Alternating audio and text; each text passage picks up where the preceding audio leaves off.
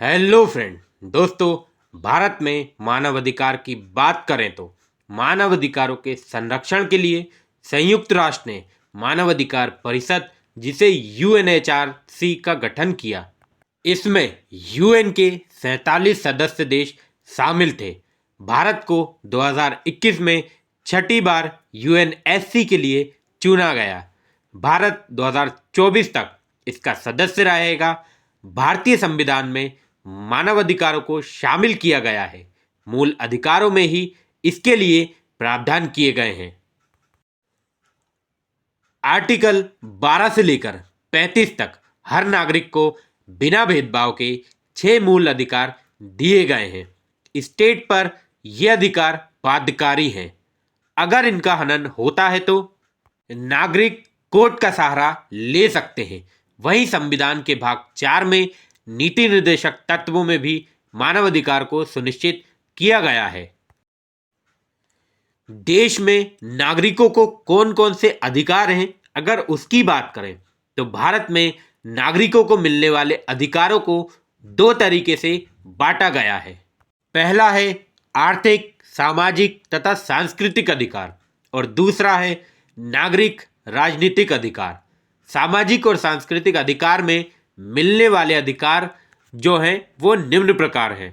सामाजिक सुरक्षा का अधिकार, दूसरा समान काम के लिए समान वेतन का अधिकार, तीसरा काम करने का अधिकार, चौथा आराम तथा फुर्सत का अधिकार, पांचवा शिक्षा तथा समाज के सांस्कृतिक जीवन में भाग लेने का अधिकार।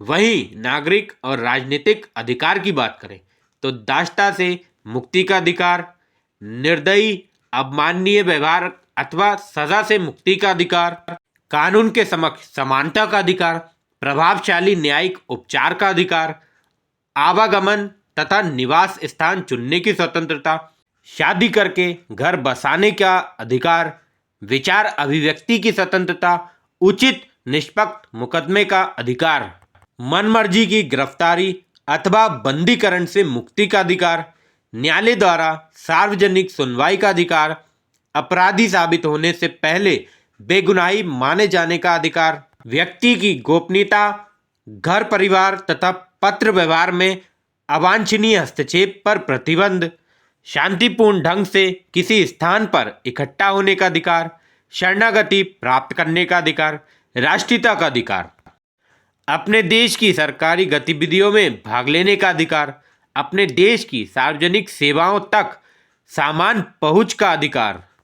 भारत में नागरिकों को मिलने वाले मानवाधिकारों की निगरानी राष्ट्रीय मानव अधिकार आयोग करता है।